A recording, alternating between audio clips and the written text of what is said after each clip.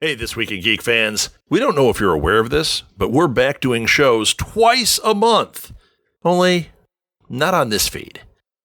We've moved to the Southgate Media Group Patreon page. We did this for a couple of reasons. One is we want to help support our network.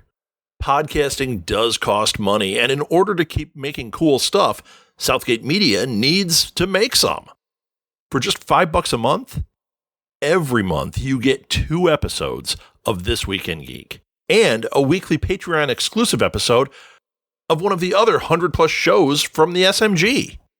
Another reason is there's no rules on the Patreon page, so we can just freely talk about the geeky stuff we love using whatever language we want. That doesn't mean we're going to say every other word, but it's nice to not have to think about it. It really is. Yeah. To give you a taste of what's happening on our Patreon page, we're giving you a little over 30 minutes of our show from March 24th, 2021.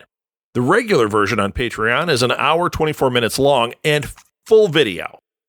Patrons can also get an audio-only version if they want to at no extra charge.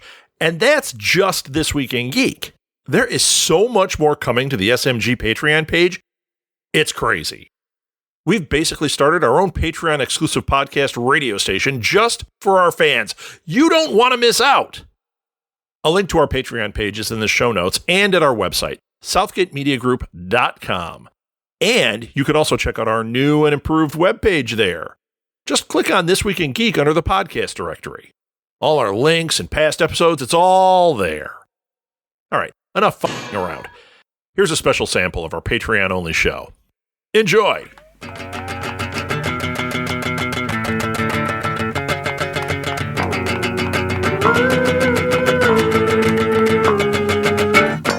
Welcome to a special edition of This Week in Geek. It's our season... Did we call it season 2? I don't care. It's March 24th, 2021.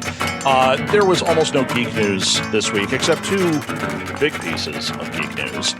Things that happened. And we also have a special guest tonight. So, let me introduce everybody. We've got Alil from the League of Geeks. Hi, everyone.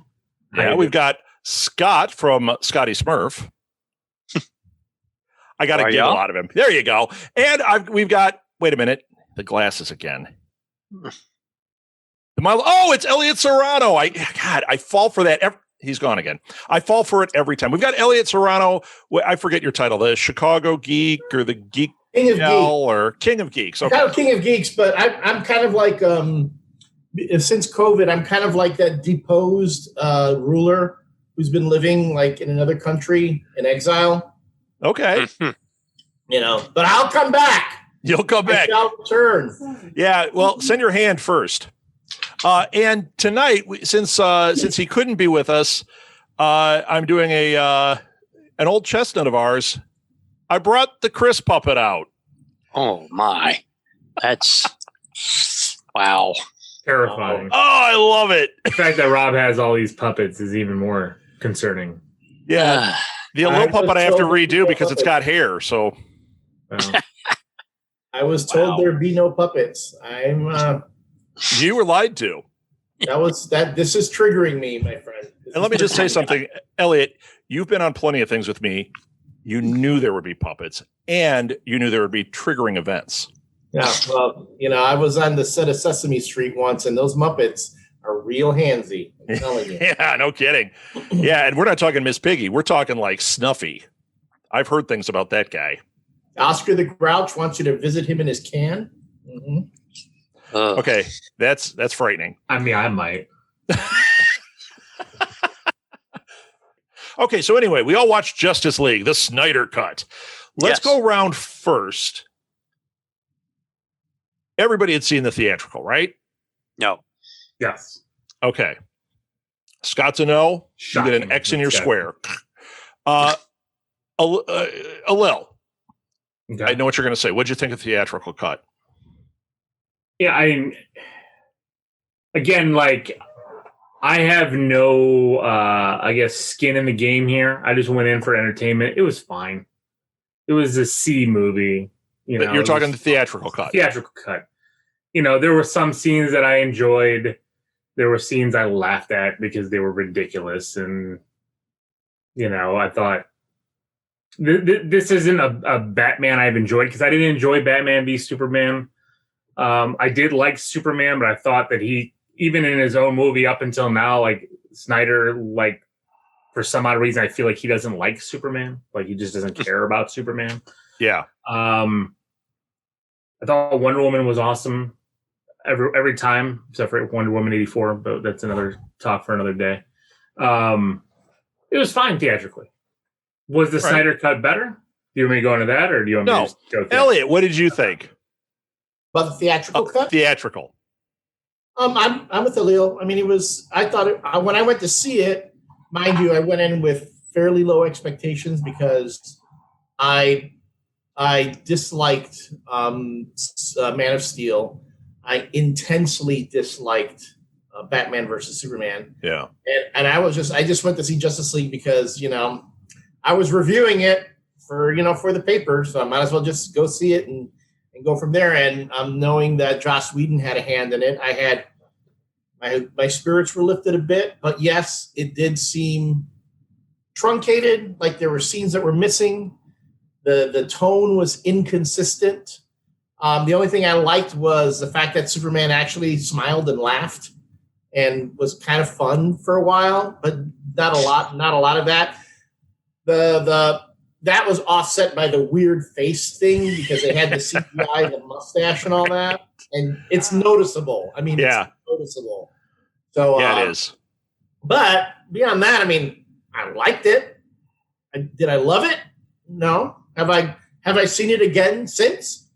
I've watched it one more time since, but do I want to keep going back and watching it again and again? No. Yeah. Okay, I'm going to speak for our puppet. I went to see it with Chris. Chris had seen it. He says, "You got to go with me."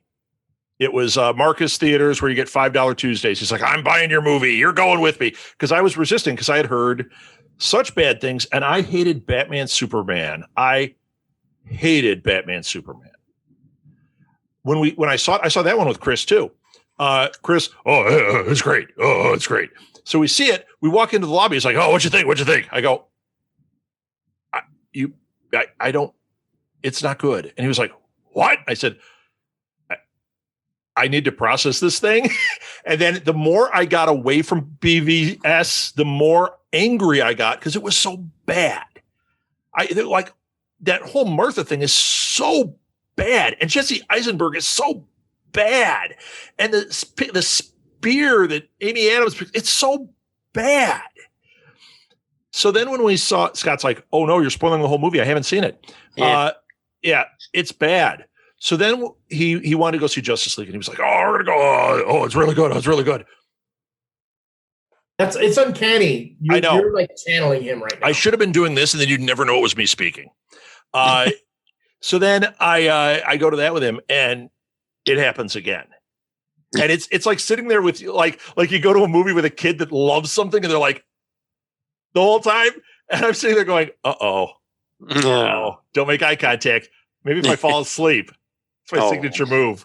I didn't get angry. I just was like, it just was bad. And the thing is, it was from the moment it started, because on the theatrical cut, it's got that scene of Superman, which actually him on the camera, floating down and talking to the camera, not a bad concept. CGI mustache, really bad. And like that was maybe the worst moment of the CGI mustache. And there was a lot of bad stuff in there, but if you watch the movie, that's the one where it literally looks like somebody said, "Here, let's use a Zoom call, put your finger over his mustache. There you go." It kind of blotted it out. I mean, it's bad. And I sat through the whole movie going, "Oh my God."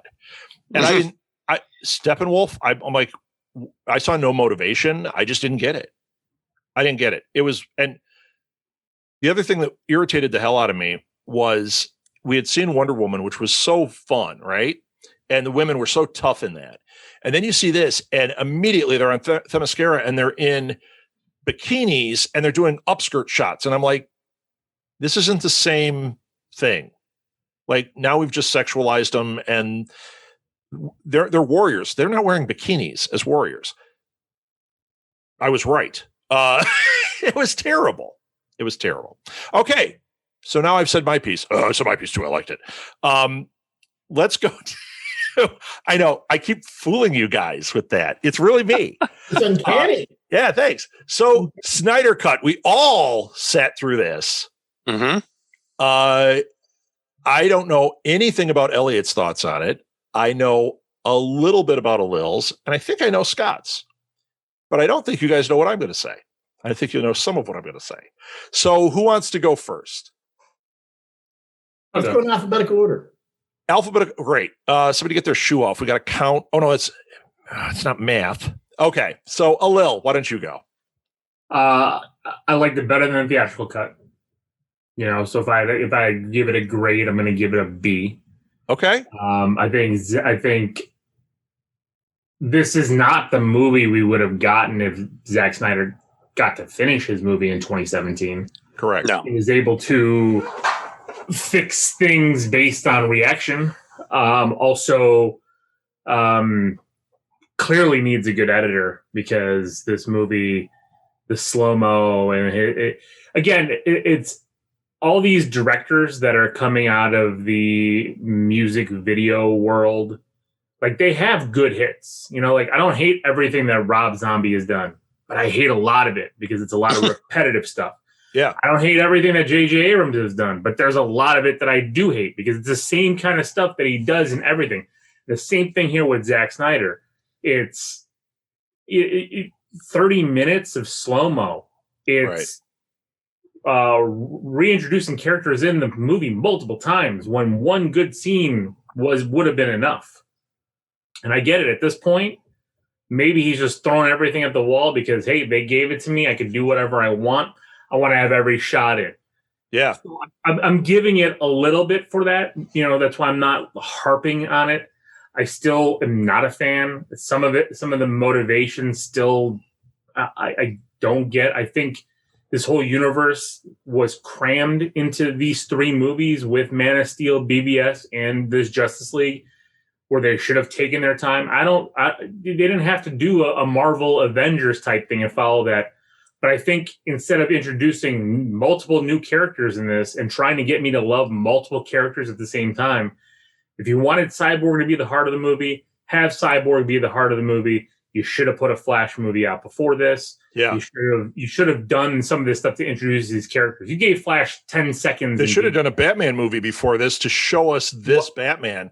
He's barely in these movies, and he was a douche in this one. Flat out. He had nothing going on. But Batman's supposed to be a douche sometimes. But not this douchey. I don't know. If you look at some of the Justice League cartoons, if you look at some of the comics, one of my favorite trades is the Tower of Babel, and Batman's a D-bag in that whole thing. He figured out a way to kill the entire Justice League to neutralize him, and somebody took his stuff, and he stopped them, and then he was just like, all right, bye, Justice League. But I understand all that. But it's like, I think it's just too much at one time. And again, a lot of stuff where they keep repeating themselves. Was it not having an editor? Probably. Is there a good 3-hour movie in here? A better 3-hour movie in here? Probably. Yeah, I agree with that. Elliot, you were going to say something. Oh no, I was just gonna name drop and say that I believe I played a part in the creation of the Tower of Babel storyline, and that I know Devin Grayson, who wrote the original Tower of Babel story arc with Mark Waid, and that came from her and I having a discussion over what you think Batman's so good. What if he had to take down, the other Justice League members? And she went, oh, he has plans to do all those things. And then lo and behold, that's what comes out. Right. Wow. Interesting. Yeah. And it's a great story. It's a great story, and it's a great way to look into Batman's head and kind of why he is a D-bag, and why some of this stuff does work in this movie. In the theatrical movie, he was a D-bag here, but he was a wimpy D-bag. Cheesy smirk. What is he supposed to do against these gods? Everyone here has superpowers. He was a dollar store D-bag, though. Armor. He's rich. That's what he is. He's building giant, massive ships and tanks. He's got a troop transport that's like in Star Wars, but he's got no troops. I mean, I guess it fits. It fits with an older Batman too. Right. But my problem is like, well, we never really even got a really younger Batman. I mean, yes, we got the Bale Batman, but we never. That's not this Batman though. We never got to really see like the Batman and the Robins and the Nightwing. I could have done, but I could have done without that if they had done a Batman movie that was a little bit more. They were trying to make him the Dark Knight Returns, and if they had done a story that was a little more like that. Batman has been in hiding. Robin's been killed. That's why he went in. He comes out to rid the city of this stuff, and he finally kills Joker, right? Well, why is the Dark Knight Returns the playbook for every Batman reboot and every Batman movie series? Why? It's it made all the people that age but it's not fall in love with Batman. I've ever read. Right, but it made all of the people that age, because I was in college when that came out. And it was like, oh, Batman's great. Oh, you like Batman. Then you read that, and you were like, Batman's the character. Yeah. And all these guys are in my age group. So that's what it is. We all read it then, and they all got stuck on that. Like, I want to make that dark Batman. So that's what's up. Batman's a fascist. I mean, I'm sorry, but he is. Yeah. He's making Gotham great again, though. Yeah, in the comics, he's a fascist. He's everywhere you go, he's a fascist. So, but he's got great toys. All right, that would mean Elliot is up. What'd you think? Well, Alil kind of nailed most of the points for me. I would say though, it works better like as a miniseries than as a whole movie. Yeah. So when they divvy it up into the 6 chapters, like folks have asked me, should I watch it? And I'd go, if you're curious, watch it, but don't try to do it in one sitting. Just like watch 2 chapters, then save 2 more for the following day, and then save the last 2 for the day after that. So that way you can just enjoy it while it's still, goofy for you, dopey, instead of you resenting it for making you sit there and go, wait, didn't they already show that scene? I thought we did that, Yeah. So, because that's what happened to me. It's like there was a lot of like, I'm like, okay, let's go, let's move things along. We know this, okay? I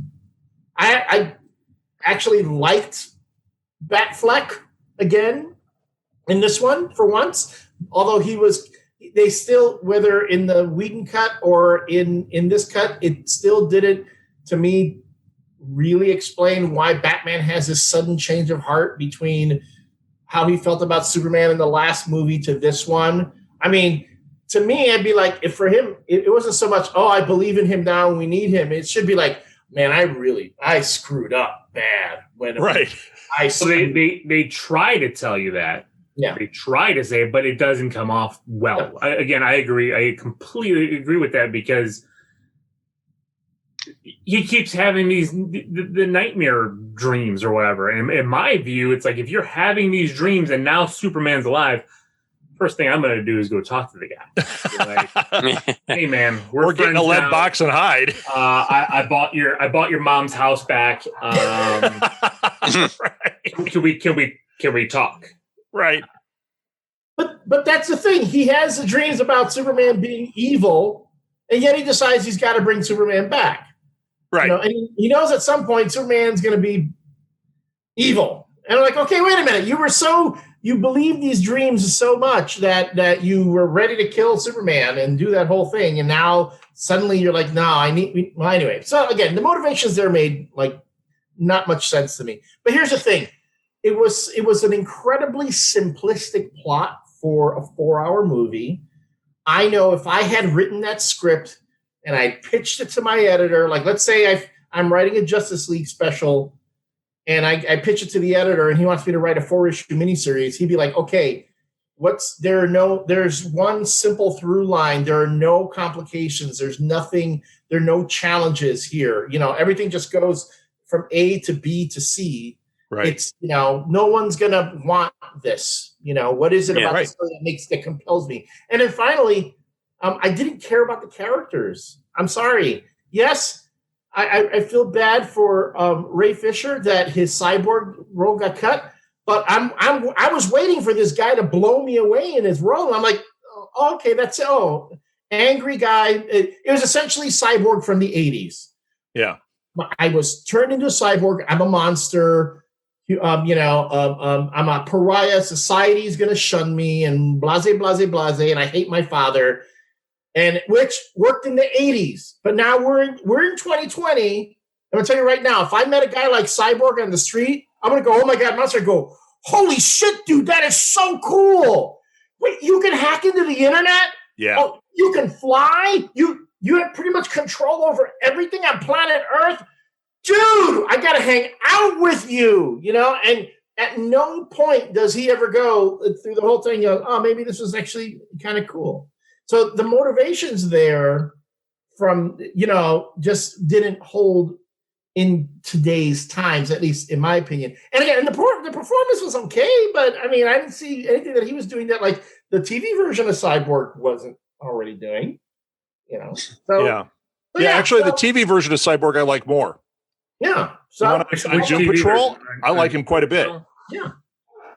So, I kept waiting to get wowed, and there wasn't wowed. And then the ending, they changed the ending, on the Snyder cut. They add Flash having to go, turn back time like Superman in Superman the movie, right? Mm-hmm. They couldn't get the rights to that Cher song. It's too bad. And take out my favorite part from this from the Whedon cut, which is when Superman and Cyborg do separate the mother boxes, and there's this big explosion, and Superman's on his back and he's laughing. Oh, we never got to do that again, like giving it a bit of humor there. There was some humor there, and I'm like, holy shit, this was like nothing I expected. But having said all that, watch it as a series. I mean, if you're a DC fan and you liked it, that's great. So is it better or worse than theatrical, in your opinion? Well, for me, I'd still prefer the theatrical version because it was done quicker. Okay. Right. Yeah, we rated on the A Little Kids Go to the Bathroom scale, and the first one was only 6 times. This one was like, what, 18 times? They fell asleep. Yeah, there you go. They took the miniseries approach as well, which I agree. This is what, I mean, they should have released it like Falcon and Winter Soldier and WandaVision weekly.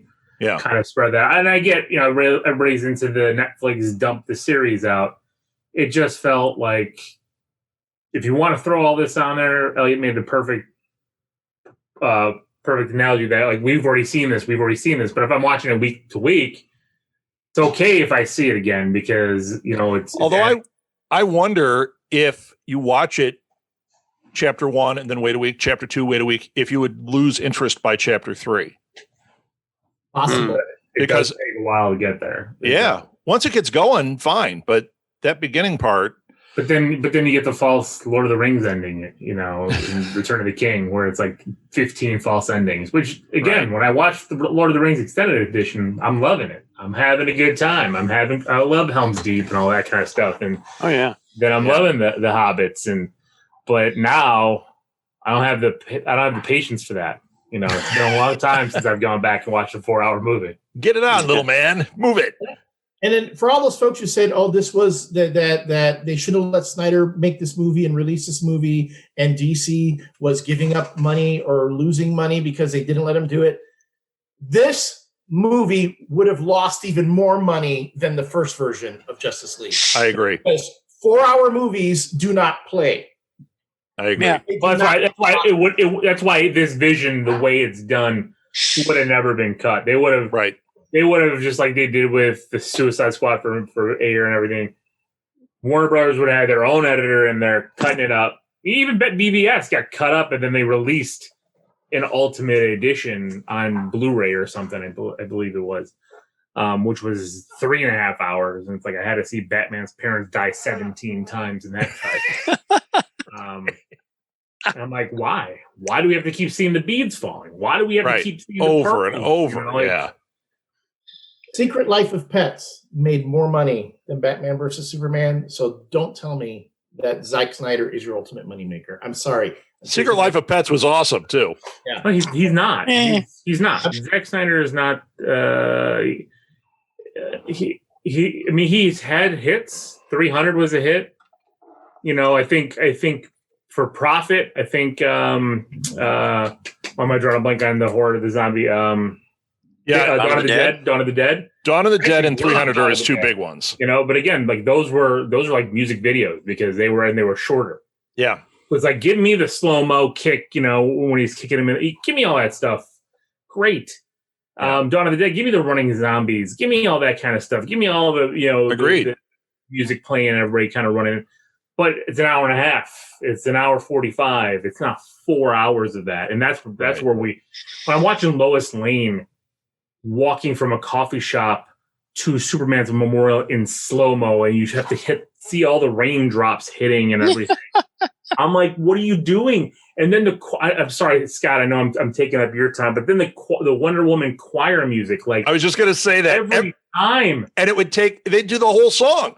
Or like, here comes the chorus, and it's like, hey, that's a 20-minute piece of music. Oh yeah, we're gonna play it. Or the people singing Aquaman before he swim, and then let me smell his sweater. Yeah, what was that? Come on, what is going on here? Like, cut this. Yeah.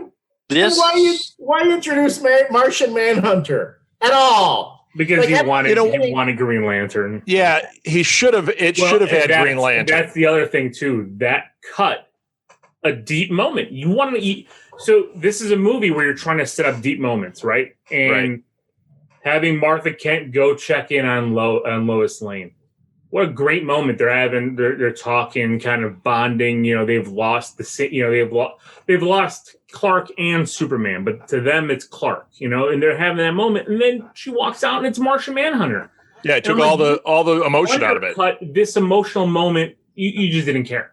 Yeah, and I'm like, and I know all the fanboys are like, oh, who cares? We got to see Martian Manhunter, and I'm like, but you just got to see him stand there. It's not like he did anything. Yeah, and it was pretty awesome CGI because he looked like a cartoon. Well, and on top of that, why even have him in there if he's not going to fight at the end? So he just sat back and was like, you guys can take care of this. Steppenwolf's no big deal. I'm just going to sit back and watch, and then I'll tell Batfleck that I'll help you when Darkseid shows up. Yeah. Okay. Yeah. Scott. Oh wait, let's do Chris. Oh, I loved it. Okay, Scott. What do you think? What do you want to go? No, go ahead. You're S, right? That's right. Both S's. All right. But I think you're going to be a counterpoint. So go ahead. Me? Okay. I'll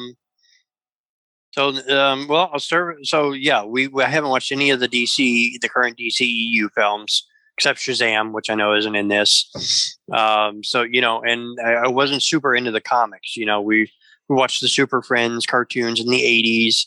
I'm a big fan of the Christopher Reeve Superman and the Keaton Batman films. You're disgusting a little right now. No, because he watches that Christopher Reeve Superman over and over again. Like, what did you do this week? I watched the extended edition, the Donner cut, and I'm like, how many times is that? 15. I want to start with the negatives. The length. I love a long movie that you can really lose yourself in. I love those longer versions of Superman. But on the other side of it, I also love a really crisp, tight movie that is just perfectly paced. And my go-to example for that is always the first X-Men movie. It is kind of on the short side. There's deleted scenes that maybe would have worked in it, but as it is, it's pop, pop, pop, pop, pop. It is perfect. Yeah. Perfect superhero movie. You get some introductions. Perfect is strong, but good. Yeah. So the length was something like I agree that it could have been cut down to 3:30 or 2 hour and 45s. Would have been a good one. That could have worked. Because there's a midway point where they have their first big battle. I was trying to make mental notes of this, where they have that first battle with Steppenwolf, and that would have been a good stopping point. Agreed. And then come back for part two, and we get the big show. I already talked about this on my show, but I think the best stopping point for this would have been right when Flash hits that mother box to resurrect Superman, and it goes black, and that's the ending, and you're coming back for part two, right? I mean, Infinity War, Snap, Harry Potter. I mean, like, you have that scene, and it's like we went that first movie without Superman. You know what I mean? Yeah, like, right. And it is another movie when it hits that point. And then boom, it's another movie. Now it comes back, and boom, the mother box is hit. Superman flies out, and that's how you start the movie. Boy, the first movie would have tanked in the theaters though, because man, that is a slog for that first part. Right, and the slow mo, the slow motion. I feel like, and talking about the length, this is clearly what's called an assembly cut. In movie making business, you have the director and the editor. When they're done filming, they create an assembly cut, which is basically they throw in everything, and then they start whittling down. They say, "Oh, this scene's going a few seconds too long." They cut off 3 seconds here, 5 seconds there, and they cut that down, and they eventually get that down to a good length.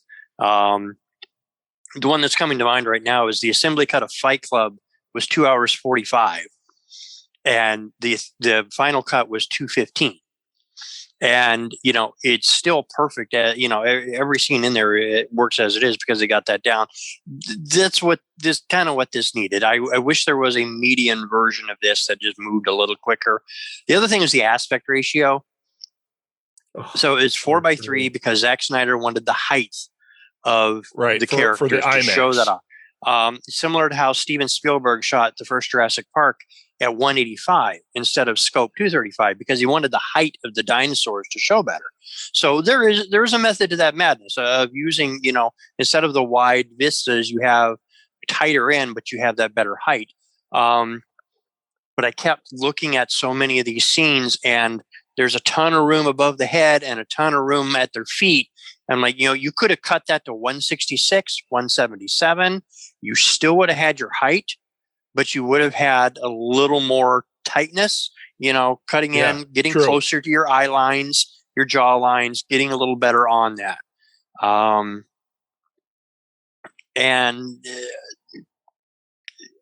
wrote down some stuff earlier because I was talking on a forum about this. I'm trying to mentally think of that. So, that's kind of my negatives there. And, but my takeaway is this was stupid fun. Okay. This is Batman, Affleck, the bomb and Phantom Joe, Affleck getting together a heist gang to steal an alien artifact in Superman's body to resurrect Superman. It's a superhero heist movie kind of feel to that. And that was just dumb fun. I love this. I loved Aquaman being the broody. Actually, the movie you just described, I want to see more than what we saw. we did that. It's called Avengers Endgame, a better superhero heist film. I'll get there. But yeah, I loved Aquaman being the broody whiskey drinking fish dinner guy, and the Flash. I don't know why people are bagging on him. He brought the brightness that the movie needed. It was so grim and so dire, and it was a dark story. It had to be. And Flash, this portrayal of Barry Allen brought so much light to it, I think. And Elliot, what were you going to say in there? You had an interjection. Oh no, I was just going to say to Scott's point. I mean, I kind of saw that too, but the heist at one point, as I was thinking that, I'm going, oh, they're breaking in, they're going to do this, and like it made no sense to me that they were all in costume. It would have been like, if they had just been like as civilians, they can still use their powers. They can still do their thing. It makes more sense for Bruce Wayne to walk into this thing and say, hey, I'm funding all this. So I just came to check things out, blah, blah, blah. I mean, Barry Allen was dressed as a military dude at one point, and suddenly he's back in his Flash outfit again. Yes, but to your, yes. Yeah. You're right. Yeah, no, a lot of this, and I could definitely see, and from listening to film commentaries and stuff and watching the extras on different movies, I could kind of see how this was clearly an assembly cut. This was not a trimmed for theatrical or even a special edition Blu-ray cut. This was a bit bloated, but it's still something I enjoy. I enjoyed Batfleck.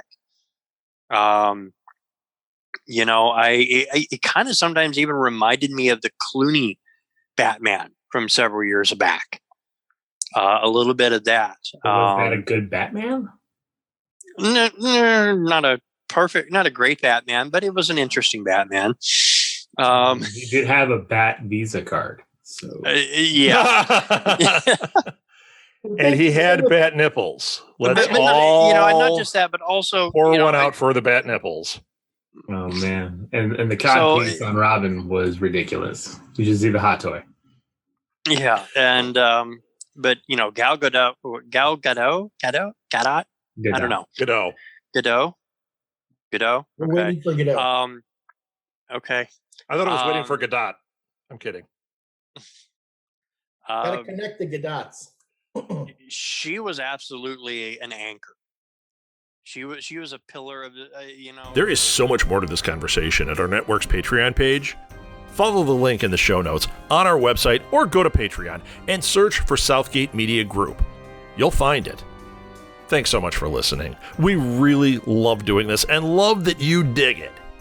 Now do yourself a favor and watch Godzilla vs. Kong. It's so much better than that Snyder cut. Really. Enough said.